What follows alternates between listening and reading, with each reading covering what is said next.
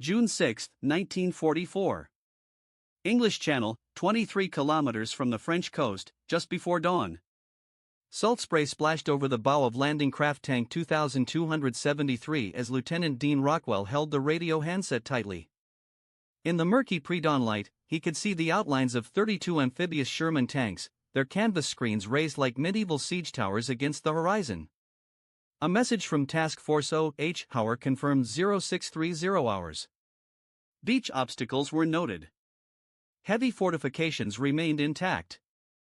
Captain Ned Elder of the 743rd Tank Battalion peered through his binoculars at the 5-foot swells and made a choice that would save countless American lives.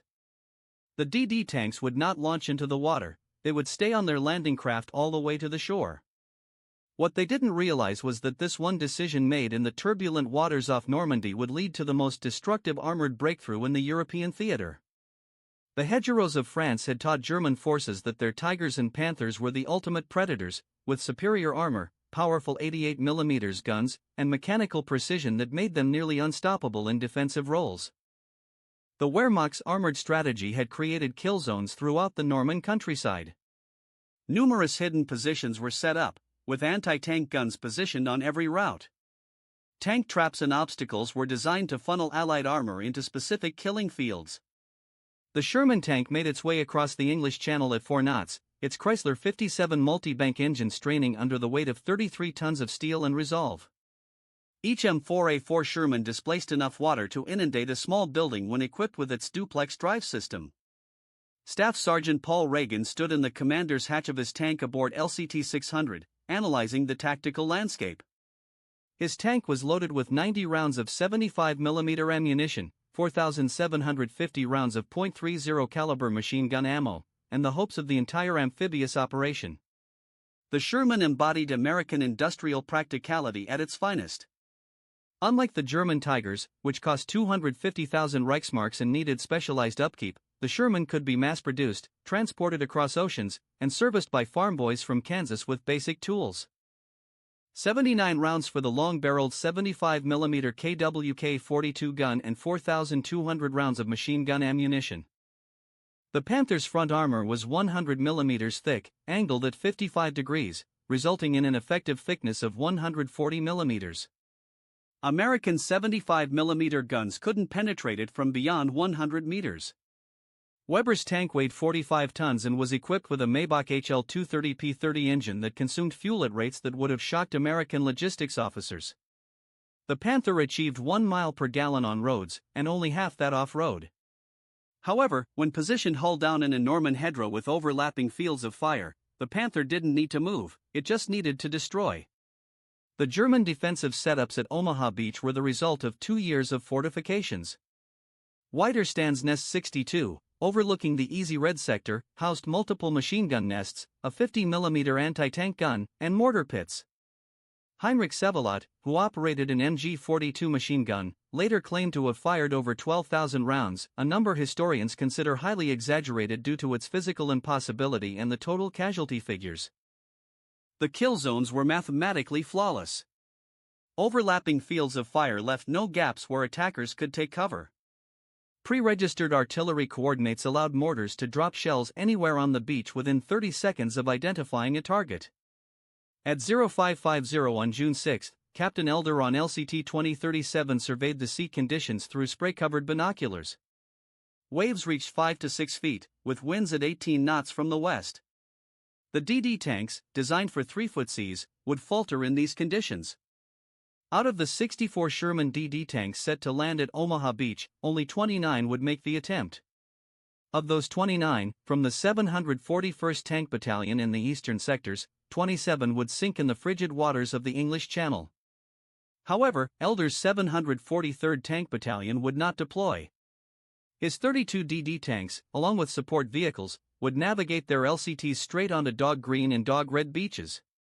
This decision exposed the lightly armored landing craft to direct fire, but the alternative was watching his tanks vanish beneath the waves. The decision's mathematics were clear-cut. Either risk the landing craft and their naval crews or sacrifice the tanks and their army crews before they even fired a shot. At 0615, the naval bombardment began. The USS Texas launched 14-inch shells at the bluffs overlooking Omaha, while the USS Arkansas followed with 12-inch rounds. Smaller destroyers moved within 1,000 yards of the beach, targeting visible fortifications directly. The bombardment was meant to last for 40 minutes, decimating German positions before the first wave hit the shore. However, in reality, most shells missed their targets. Low clouds forced the heavy bombers to drop their loads late, causing their bombs to land harmlessly in the fields behind the beach. Of the 446 B-24 Liberators that attacked Omaha Beach, not a single bomb struck the beach itself. The first combat action for the Shermans at Omaha occurred at 0629, just 1 minute before the 8-hour mark. Company A of the 743rd Tank Battalion, equipped with deep wading gear, rolled straight off their LCTs into 4 feet of water. These tanks had been equipped with special waterproofing kits. Their exhausts were extended with makeshift stacks that enabled them to navigate through 6 feet of water. The first tanks landed on the beach, their tracks crunching against the pebbles as 75mm guns turned towards the cliffs. The initial German counterattack was catastrophic. An 88mm anti-tank gun in WN-61 unleashed 8 rounds in just 90 seconds. 3 Shermans erupted in flames, their 75mm ammunition igniting in brilliant fireballs visible from the naval ships offshore. Machine gun fire ricocheted off tank hulls like a torrential downpour. Mortars fell systematically across the beach, zeroing in on tanks with deliberate accuracy. Yet, the Shermans pressed on. By 0700, 40 tanks were on Omaha Beach. Some were already ablaze, while others had lost tracks on the obstacles or were stuck in the pebbles. But those still functional began to target German positions with direct fire. The psychological effect was immediate. German infantry, prepared for an infantry assault, were instead confronted by tanks capable of withstanding machine gun fire and firing high-explosive shells in return. Technical Sergeant John Duchuan of the 743rd Tank Battalion had landed in the second wave at 0640.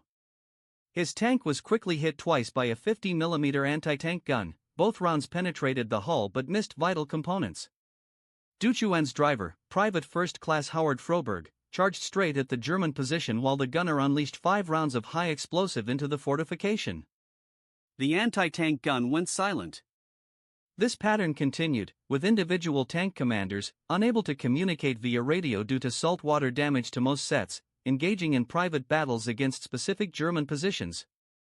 A Sherman could take multiple hits from smaller caliber weapons while systematically destroying machine gun nests using its 75mm gun and bow-mounted .30 caliber machine gun. The bow gunner role, found only in American tanks, was crucial for suppressing German infantry while the main gun targeted fortified positions. By 0730, the situation at Omaha Beach was clear to naval observers. General Omar Bradley, watching from the USS Augusta, contemplated redirecting subsequent waves to Utah Beach. The 16th Infantry Regiment faced devastating losses. Company A was no longer operational as a fighting force, and Company E was reduced to just 23 men from an original 180. The beach was strewn with destroyed gear and wounded soldiers seeking shelter behind German defenses. However, the tanks were making a significant impact. Lieutenant Colonel Robert Ploga, in charge of Company C from the 743rd Tank Battalion, ordered his tanks to target the fortifications at Lemel and Draw. Employing a tactic honed during training, the tanks would first fire white phosphorus rounds to mark the targets, followed by high-explosive shells. The white phosphorus had an additional effect. Its burning fragments infiltrated the vision slits and gun ports, compelling defenders to vacate their positions. At 0815, the broader observation post 66 informed German Sector Command about enemy tanks on the beach. The infantry was devastated, but the tanks were still advancing and requested immediate anti-tank assistance. The reply was grim. No mobile reserves were on hand. The 350th Infantry Division's anti-tank battalion was stationed 10 miles inland, held back by Field Marshal Rommel's directive to prepare for anticipated airborne landings. The beach defenders would have to manage with what they had. The mechanical simplicity of the Sherman tank now became crucial. Tank Barbara from Company B, 743rd Tank Battalion, under Sergeant Walter Basher's command, endured 7 hits from different weapons in the first hour. The tank lost 2 bogie wheels, sustained damage to its turret reverse mechanism, and experienced a fuel leak. However, the crew carried out field repairs using basic tools and spare parts stored on the tank. Numbers. For every German assault gun, there were 5 Shermans. The Stooges succeeded in taking out 2 Shermans before they were overwhelmed by focused fire from several tanks. By 0900, combat engineers, backed by tanks, had created breaches in the seawall at Easy Red Sector. Shermans started to move off the beach, attacking German positions from the side. This was the pivotal moment. German defensive strategy relied on keeping attackers pinned down on the beach. Once armor pushed inland, the entire defensive structure began to fall apart. Private First Class Charles Lombardo of the 741st Tank Battalion had made it to shore in one of only 2 DD tanks that arrived. His tank, waterlogged and barely operational, managed to engage and destroy a concrete bunker at a distance of 100 meters with 5 rounds of armor-piercing shells, followed by high explosives. The bunker had been halting the advance of an entire infantry company. With its destruction, 150 infantrymen were finally able to leave the beach. 30 German infantry reinforcements arrived armed with Panzerfausts. The Panzerfaust could still penetrate 200 mm of armor at 30 meters, and every hedgerow behind the beach could hide a Panzerfaust team. Yet, the Americans were informed by previous disasters at Kasserine Pass in Sicily, and the cooperation between infantry and tanks had been thoroughly drilled. As every Sherman moved inland, infantry accompanied them, scouting for anti-tank positions. In the days after D-Day, German armor would flood the area. Panthers from the 2nd Panzer Division and Tigers from the 101st SS Heavy Panzer Battalion would confront American tanks near Kar and Villesbecag. The nature of these confrontations would remain consistent. Although German tanks were individually more powerful, American tactics prioritized fire and maneuver. While one Sherman platoon engaged head-on, another would position itself for flank attacks. The math was harsh yet effective. Losing 3 Shermans for 1 Panther was deemed acceptable since the US was producing 30 Shermans for every Panther Germany manufactured. By noon on D-Day, 51 Sherman tanks were operational on Omaha Beach and its nearby inland regions. They faced severe losses, with 40% knocked out or disabled, but they accomplished their objective. The beach was secured. Subsequent waves were landing with minimal casualties. Most importantly, the psychological effect on German forces was significant. The belief in the invincible Atlantic Wall defenses had been broken. General Dietrich Christ of the German 350th Infantry Division received sporadic updates throughout the morning. American tanks were overwhelming the beach defenses. Wider stands near Sveinsexig-Fallen reported enemy armor advancing on Calaville. By 1300, Christ realized that Omaha Beach was lost. Lacking armored reserves to combat the American tanks, his infantry could only manage a fighting withdrawal. The impact of the Shermans went beyond direct combat. Their presence allowed engineers to clear obstacles without facing heavy machine gun fire. Their 75mm guns could target fortifications that naval fire could not reach. Most crucially, their psychological effect on American infantry was transformative. Soldiers who had been immobilized on the beach began to move forward as soon as they spotted tanks advancing. The technological advancements made for D-Day showed their effectiveness. The deep wading gear developed in secret and tested in Scotland enabled tanks to land in deeper waters, helping them avoid the most hazardous obstacle zones. Waterproof ammunition storage prevented disastrous explosions when tanks took hits. Most crucially, the addition of armored telephones on the rear decks of tanks allowed infantry to communicate with tank crews, even after radios were lost. By 1400 on D-Day, American tanks were pushing further inland toward their objectives. The progress was slower than anticipated. Hedgerows that appeared as simple field boundaries in aerial images turned out to be significant barriers. These ancient earthen walls, some dating back to Roman times, were 3 to 4 feet thick at the base, topped with dense hedges, and flanked by drainage ditches. Tanks trying to climb over exposed their vulnerable belly armor to anti-tank fire. But American creativity was already kicking in. Sergeant Curtis Culin of the 102nd Cavalry Reconnaissance Squadron realized that German beach obstacles, steel hedgehogs meant to tear apart landing craft hulls, could be cut up and welded onto tank fronts as hedge-cutting tools.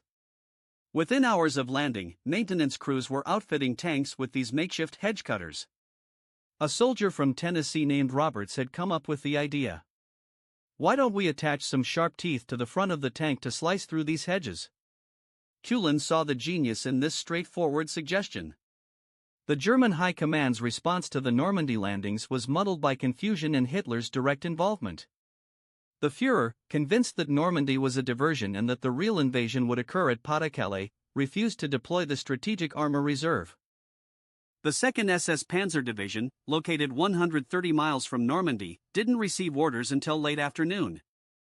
By the time they arrived, American forces had already set up blocking positions on all major routes to the beachhead. At 1,600 hours on D-Day, Company B of the 743rd Tank Battalion faced its first Tiger eye near Firminy. The Tiger from the 101st SS Heavy Panzer Battalion had been sent from its position near Caen to stop the American advance. Tank Commander SS Unterschiffführer Wilhelm Müller was a seasoned veteran from Kursk, where his Tiger had taken out 19 Soviet T-34s. His 88mm gun had the capability to penetrate a Sherman from 2,000 meters away. The encounter highlighted the tactical advancements American tank crews had made. Rather than confronting the Tiger directly, Sherman platoon leader Lieutenant James Johnson ordered smoke rounds to be fired to obscure the Tiger's line of sight. While one Sherman provided suppressing fire, 3 others maneuvered through a small orchard. Enemy tank strength was overwhelming, with multiple losses of Tigers and Panthers, and infantry retreating from armored advances. However, the reality was more complex. For every successful flanking maneuver, Sherman suffered heavy losses in head-on confrontations, but American strategy accepted these casualties. The Sherman was engineered to be adequate, not flawless. It could be shipped on standard Liberty ships, allowing 2 Shermans to fit in the space of 1 Tiger. It could be maintained by conscripted mechanics after just 3 months of training. Most importantly, it could be produced in sufficient quantities to make losses manageable. By D-Day in 1800, the 743rd and 741st Tank Battalions had established a continuous line extending inland from Omaha Beach. They had suffered the loss of 48 tanks that were either destroyed or disabled, resulting in 45 crew members killed and 60 wounded. However, they successfully landed 58 operational tanks and breached the Atlantic Wall. While German casualties were harder to assess, they included the destruction of several fortified positions, 3 assault guns, 1 Tiger tank, 3 Panthers, and hundreds of infantry losses. The technological insights gained were immediately clear. The Sherman's 75mm gun, though unable to penetrate heavy German armor head-on, proved to be extremely effective against fortifications and infantry. The tank's reliability in combat conditions surpassed expectations. Despite exposure to saltwater, beach obstacles, and fierce fighting, 70% of the Shermans that reached the shore remained operational by the end of the day. Compared to the 6 Tiger II tanks sent to Normandy in July, 5 had mechanical failures before they even reached the battlefield. On the night of June 6 to 7, American maintenance teams worked tirelessly in the dark. They used handheld torches to dismantle German beach obstacles and welded makeshift hedge trimmers onto Sherman tank fronts. By dawn on June 7, 15 tanks had been equipped with these modifications. Within a week, 60% of American tanks in Normandy would be fitted with these Rhino devices, named for their prong-like shapes that resembled rhinoceros horns. The German 350th Infantry Division's war diary for June 7 noted that enemy tank assaults backed by heavy artillery had made it impossible to hold defensive positions, leading to the authorization of a retreat to the secondary defensive line. This marked a significant change in German defensive strategy. The Atlantic Wall had not only been breached, it had been made irrelevant by American armored units. Lieutenant General Omar Bradley, commander of the First Army, would later remark, "The tanks saved Omaha Beach, without them, we would have been pushed back into the sea." This wasn't an exaggeration. The 29 infantry companies that attacked Omaha Beach experienced 50% casualties, but the 2 tank battalions, despite significant losses, kept their offensive momentum throughout the day. Their presence turned what could have been a disaster into a costly victory. In the weeks after D-Day, American armor doctrine would fully evolve. Operation Cobra, which began on July 25, would demonstrate American combined arms tactics. 3,000 aircraft would bomb German positions extensively. 700 Shermans, with 60% fitted with Rhino hedge cutters, would break through the bocage. This breakthrough would shift the Normandy stalemate into a war of movement, which American armor was designed to engage in. Sergeant Culin's hedge cutter would become standard issue. Within 6 weeks of D-Day, 500 Shermans would be upgraded with different hedge-cutting devices. The British would create their own version known as prongs. The innovation spread so quickly that German intelligence reported on it in August. All enemy tanks are now fitted with hedge-breaking devices, making bocage defensive positions unsustainable. The Panther tank maintained its technical superiority during the entire campaign. Its long 75mm gun could penetrate Sherman armor at distances where the Sherman's gun was ineffective. However, technical advantages could not compensate for being outnumbered, facing logistical challenges, and dealing with mechanical failures. A study by the British Operational Research Section revealed that in Normandy, Panthers had only 37% operational availability compared to 70% for Shermans. The numbers of attrition were unavoidable. Germany produced about 6,000 Panthers throughout the war, while America manufactured 49,234 Shermans, with nearly 50,000 total when considering all variants. In Normandy alone, over 2,000 Shermans entered combat. Even achieving a 3-to-1 kill ratio, which German tanks seldom accomplished, couldn't turn the tide. For every Panther that was taken out, 5 Shermans emerged. For each Tiger lost, 10 Shermans came off the ships at Normandy's artificial Mulberry harbors. By August 1944, the German armored forces in Normandy were essentially wiped out.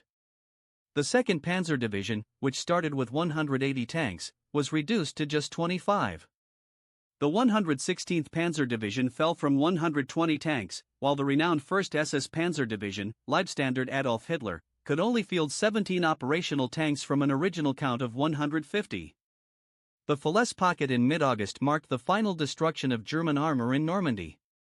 Surrounded by British, Canadian, Polish, and American forces, German tank crews abandoned their vehicles and fled on foot. Allied pilots reported roads strewn with burning Tigers and Panthers, their crews unable to repair or fuel these machines during the retreat. American losses were also heavy. The 743rd Tank Battalion alone lost 51 tanks completely destroyed in the Normandy campaign, with another 80 needing extensive repairs. Crew casualties surpassed 50%, but unlike German losses, American personnel were replaced. For every Sherman lost, 2 more came from England. For every crew member who died, 3 replacements were on the way. The human toll was stark. Tank warfare in the bocage was especially harsh. The typical engagement distance for tanks was 400 meters. At that distance, the first shot often resulted in the first kill. Tank crews developed a dark sense of humor. They joked that the Sherman lights every time, referencing Ronson lighter ads. Yet, they understood that their sacrifices were paving the way for victory. Private First Class Wayne Robinson of Company B, 743rd Tank Battalion, would later reflect on his tank, Barbara. She wasn't the best tank out there, the Germans had superior ones, but she was there when we needed her. She carried us through hell and brought us back home. That's all you can ask from a tank or a friend. The technological advancements continued throughout the campaign. War isn't just about having the best tank, it's about having enough good tanks, fuel to operate them, parts for repairs, and trained personnel to use them. We had the best tanks, while they had everything else. Statistical analysis conducted after the war uncovered the real story of tank combat in Normandy. On average, a Sherman in battle was hit 1.2 times. Of those hit, 60% were permanently knocked out, 20% could be repaired on site, and 20% needed depot-level maintenance. Crew survival rates were notably high, with 75% of Sherman crew members surviving when their tank was lost. This was partly due to the Sherman's large hatches and partly because of the American focus on crew escape training. German tanks displayed different trends. Panthers experienced an average of 2.3 hits before being destroyed, indicating they could withstand more damage. However, once hit, 80% were permanently lost due to the inability to recover and repair during retreats. Tiger crews had only a 45% survival rate when their tanks were destroyed, primarily because of ammunition fires and smaller escape hatches. The Normandy campaign significantly changed American armored warfare. Lessons learned from the Bowcars were implemented throughout Europe. Hedge cutters transformed into dozer blades. Tank infantry communications became standard issue. Most importantly, the myth of German armored superiority was destroyed. American tank crews discovered they could overcome Tigers and Panthers through better tactics and collaboration. By late August 1944, as Allied forces advanced across France, the strategic consequences were evident. Germany had not only lost a battle but also its ability to wage mobile warfare in the West. The best of the panzer forces lay charred in the fields of Normandy. Experienced crews who had endured in Russia were either captured or killed. The training facilities in Germany couldn't compensate for such significant losses. The Sherman tank would continue to face criticism from historians focused on technical details. Its armor was thinner than that of German tanks. Its gun was less powerful. Its gasoline engine was more prone to catching fire than diesel alternatives. All these criticisms held some truth on their own. However, wars aren't fought in a vacuum. The Sherman tank was part of a comprehensive system, industrial, logistical, and tactical, that outperformed German options. Admiral Sir Bertram Ramsay, the Allied naval commander during D-Day, would later remark that the victory at Normandy wasn't attributable to any single weapon or tactic. Instead, it was the result of the combined strength of Allied industrial power, logistical advantages, and tactical flexibility. The Sherman tank represented these attributes. While not flawless, it was more than sufficient for the job. Its influence reached far beyond World War II. The success of the Sherman reinforced American military doctrine that prioritized production volume, mechanical dependability, and tactical adaptability over sheer technical excellence.